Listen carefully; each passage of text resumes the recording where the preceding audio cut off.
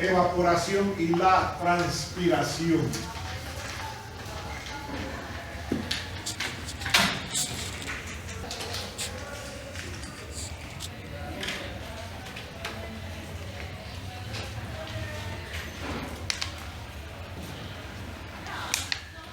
El agua pasa del nivel atmosférico y del nivel subterráneo a la atmósfera a través de los procesos de evaporación y transpiración. La evaporación, ¿dónde se da? En los cuerpos de agua, que tiene un embalse, tiene un río, tiene una piscina, qué sé yo, de ahí se evapora el agua. La transpiración se da a través de las plantas. Así que las plantas toman el agua del subsuelo y en sus procesos transpiran y pierde agua. El agua que está almacenada como humedad en el suelo puede pasar a la atmósfera, ya sea que se evaporó directamente del suelo o que pasó a través de las plantas. Así que el agua que se encuentra en los cuerpos de agua o en el subsuelo pasa a la atmósfera por medio de los procesos de evaporación y de transpiración. Así que primeramente vamos a hablar de evaporación, porque este elemento es importante cuando usted está diseñando embalses. Esa agua que se evapora no va a quedar guardada en el embalse y decimos que es una pérdida hidrológica. No es que el agua se perdió, sino que simplemente siguió un camino distinto al que nosotros esperábamos. Entonces, esa evaporación va a depender de una serie de elementos. La energía la proporciona la radiación solar. Y va a haber un diferencial de presiones de vapor que medimos con la humedad relativa, y entre más baja es la humedad relativa, mayor capacidad tiene la atmósfera de absorber vapor de agua, y entre menos humedad relativa, y entre más alta la humedad relativa, menos capacidad tiene la atmósfera de absorber agua. Va a depender del viento, etcétera, etcétera, etcétera. Así que nosotros vamos a empezar con evaporación en un cuerpo de agua, llámese un lago o un embalse. Y cuando estamos hablando de embalses, vienen esos dos criterios que a veces ustedes no distinguen. El embalse existe o el embalse no existe. Y cuando el embalse no existe, yo estoy evaluando el rendimiento de agua que me va a dar ese embalse. Por lo tanto, en ese embalse que todavía no he construido, tengo que cuantificar el volumen de agua que se va a perder a la atmósfera por evaporación. Vamos a ver los métodos que se usan tradicionalmente primero para embalses existentes. ¿Qué hacer si el embalse existe? Obsérvese que hace muchos años atrás, por los años 60, los soviéticos, en la época de la Guerra Fría, le prometieron a 6 países africanos, Egipto, Etiopía, Sudán y no me acuerdo cuántos más, de que si represaban el río Nilo le iban a dar electricidad a 6 países. Represar el río Nilo fue una catástrofe arqueológica porque muchos monumentos tuvieron que ser movidos de sitio y otros quedaron inundados. Pero los soviéticos cometieron un gran error. ¿Y qué error cometieron? Subestimaron dos elementos importantes, que fue la infiltración y la evaporación. Entonces pronosticaron más agua de la que realmente se iba a almacenar en el embalse. Por lo tanto, la generación de electricidad se quedó en promesas. Ni para Egipto alcanzaba solito. Entonces, si usted subestima estos elementos, va a pronosticar volúmenes de agua ficticios o virtuales, y esos volúmenes de agua ficticios no resuelven los problemas. El agua tiene que ser real.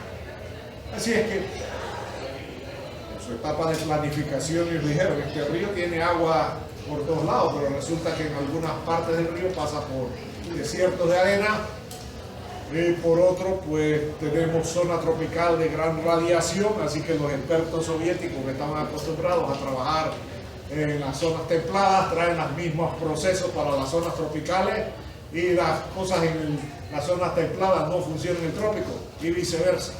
Así que exportar fórmulas de una región a otra hay que hacerlo con cuidado o precaución. Vamos a ver entonces los 3 métodos que tenemos nosotros aquí para calcular o estimar la evaporación que se da en el cuerpo. El primer caso de evaporación en un cuerpo de agua es el balance energético, balance hídrico.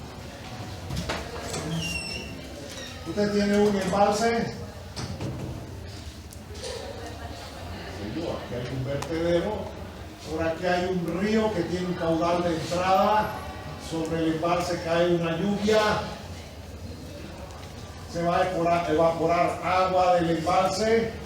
Si hay vegetación acuática vamos a tener transpiración, eso tiene un vertedero, caudal, y por acá va a haber infiltración. Estos se puede medir fácilmente, tal como veremos al final de este módulo, haciendo un aforo en el río. Esto se puede determinar fácilmente utilizando la fórmula de descarga a través de un vertedero de hidráulica. Esto es la precipitación promedio sobre el embalse, pero sobre el embalse usted no tiene estaciones, así que si este es su embalse, lo más seguro es que usted tenga una estación por aquí, una por acá y otra por acá, así que usted va a tener ahí sus polígonos de Thyssen, va a calcular esta área y esta área, y con la precipitación aquí, aquí y acá, saca la precipitación promedio sobre el embalse. Entonces que ya hemos visto cómo calcular precipitación promedio sobre una región, y ahí pues no van a estar en tierra firme. Así que esto es fácil de medir. Esto es lo que estamos investigando. Esto es un gran problema,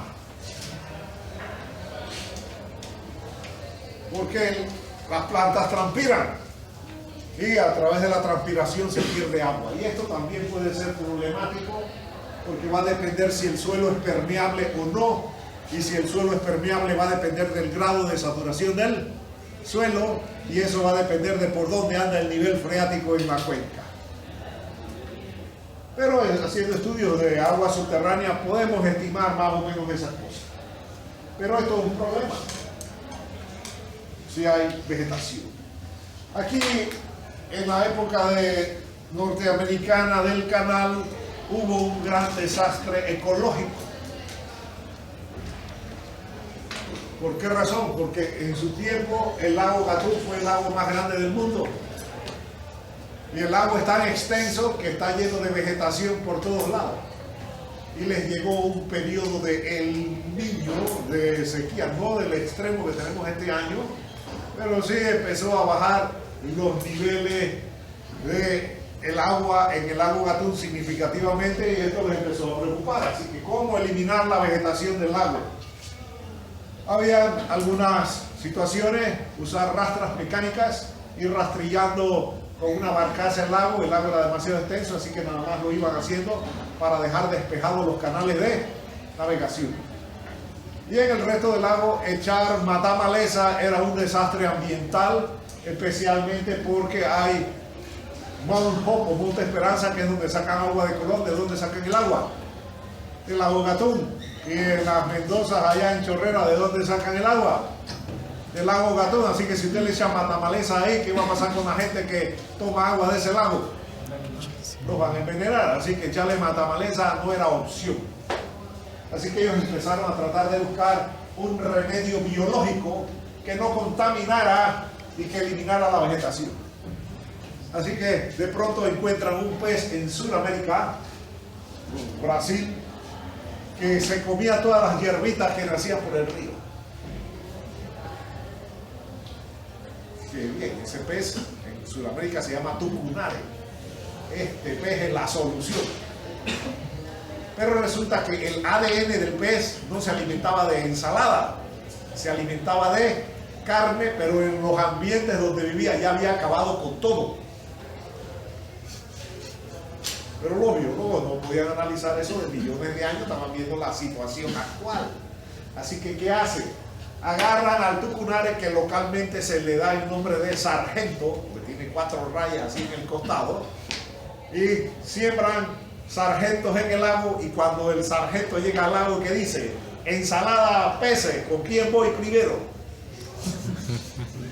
Con los peces, y acabó todas las especies locales, nativas, y prácticamente en la actualidad es la especie dominante, y en el lago Gatún prácticamente no queda otra especie de peces. Era un ecosistema bien prolífero en especies de agua dulce, prácticamente todas desaparecieron y no se comió la vegetación. Y ahí está la vegetación. Cuando usted pasa por las orillas ahí, del lago Gatún, va a encontrar que hay mucha vegetación, y esa vegetación está produciendo una pérdida de. Entonces, cuando hacemos el balance hídrico, lo que entra es más bien menos lo que sale, es el cambio de almacenamiento, y eso es fácil porque si usted tiene su lago ahí, usted puede medir el cambio de profundidad. Con el cambio de profundidad y el área promedio del embalse, puede obtener el cambio de almacenamiento en ese periodo de tiempo. Así que ahí le queda que P más I menos F menos Q menos delta S es la evaporación en el lago. Fácil de medir. Algunas dudas sobre la medición de esto, fácil de medir. Total incertidumbre en esto. Esto se puede estimar con la topografía del embalse y midiendo los cambios de elevación en el embalse en el periodo de tiempo del balance hídrico. Así es que, si bien es cierto, resulta muy elemental el método de balance hídrico, tiene muchas incertidumbres, especialmente con esto y con esto de acá. El segundo método es el de transferencia de masa. Aquí no voy a poder derivar las ecuaciones de transferencia de masa porque no hemos dado un curso de transferencia de calor y masa, así que está basada en algunas relaciones de transferencia de calor y masa. Pero en términos generales van a salir ecuaciones empíricas de la siguiente forma. La rata de evaporación en el lago va a ser el diferencial de la presión de vapor en la superficie del agua por la presión de vapor en el aire por A más BU, donde A y B son coeficientes empíricos de transferencia de masa que requieren calibración, y U es la velocidad del viento a una cierta altura. Después se estandarizó que tenía que ser a 2 metros sobre el nivel del agua, y esto se medía a 2 metros sobre el nivel del agua. Entonces, ¿usted qué mide? La temperatura promedio del aire, la temperatura promedio del agua, mide la presión de vapor y mide la velocidad del viento.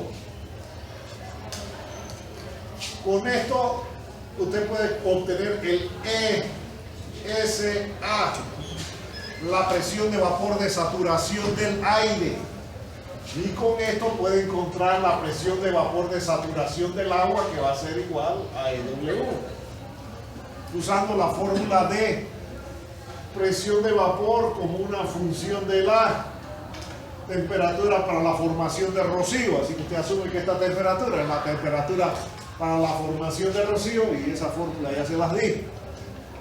Y con esto determina el EA, que va a ser el diferencial de presiones de vapor. Esto tiene que ser menor o igual a esto. Cuando estas dos cosas son iguales, cesa la rata de evaporación, porque la atmósfera ya no puede aceptar más vapor de agua. Cuando este diferencial se incrementa, porque la humedad relativa es baja, se incrementa la rata de evaporación del cuerpo de agua. Y esto pues es la velocidad del viento que se lleva las masas cargadas de humedad y mantiene un movimiento continuo de circulación del agua. Hay muchas fórmulas de transferencia de masa, pero esta es la información que se requiere. Por ejemplo, una típica es la ecuación de Meyer. Y la ecuación de Meyer dice que la rata de evaporación es igual a N por velocidad del viento a 2 metros de la superficie por EW menos E2, presión de vapor del agua en la superficie del agua, presión de vapor del aire a 2 metros de la superficie. Y esto se ha calibrado utilizando un laboratorio a nivel mundial muy bueno, que es el lago Hefner en Oklahoma, y adquirió relevancia o importancia en el lago Met, donde N más o menos lo calibraron así, de esta manera: 0.0291 entre el área, la .05, donde esto aquí está en metros cuadrados, esto está aquí en centímetros por día, esto aquí va a estar en metros por segundo y esto está en milibares. Por lo tanto, la N debe estar en centímetros por día entre milibar metros. Pero esta ecuación no es dimensionalmente homogénea, así que esto implica esas unidades. El lago Met fue creado represando el río Colorado para generar electricidad que le dio vida al medio oeste norteamericano por los años de 1930, cuando vino la Gran Depresión, que el gobierno federal se creó un gran proyecto para electrificar las zonas áridas de Estados Unidos. Represó el río Colorado, construyó la presa de Hoover Dam, y de ahí les dieron electricidad, y eso fue lo que le dio vida al estado de Nevada. De ahí en adelante, entonces, ¿qué salió en Nevada? Las Vegas. Los casinos, los letreros de neón, porque ahora sí había electricidad, había energía para tener aire acondicionado, etcétera, etcétera, etcétera. Así es que de ahí le dieron electricidad a Nevada, electricidad a Arizona, etcétera, etcétera, etcétera, partes de Colorado, de Utah. Así que para administrar ese lago hay que saber cuánta agua se está perdiendo, y por eso le calibraron la ecuación de Meyer y encontraron ya los valores de N sin necesidad de usar esta fórmula. Pero esta es una fórmula genérica de amplio uso, pero hay que usarla con precaución y cuidado. A veces está sujeto a calibración. Entonces, a nivel mundial se ha utilizado el lago Hefner como estudio, porque el lago Hefner está colocado en una área de roca impermeable, así que la infiltración es cero. El lago es relativamente pequeño, eliminan toda la vegetación, así que esto se va. Así que se pueden hacer mediciones relativamente confiables con el método de balance hídrico, y con el método de balance hídrico entonces puedo calibrar estas cosas. Y más o menos se ha encontrado que eso va a ser función del área superficial del embalse. Bien, el tercer método, cuando el lago existe. ¿Y por qué el lago existe? Porque esto solamente se puede medir en el lago. Usted va aquí y mide la temperatura promedio en la superficie del lago en el embalse. Así es que véase, por ahora estoy con los tres métodos con un lago existente. Vamos entonces con el tercer método. El método es el más completo, pero es digno de un capítulo de Sheldon. ¿Conocen a Sheldon? Un físico todo nerd ahí de Big Bang Theory. Así es que esto involucra una física toda sofisticada. Así que vamos con el método de balance energético.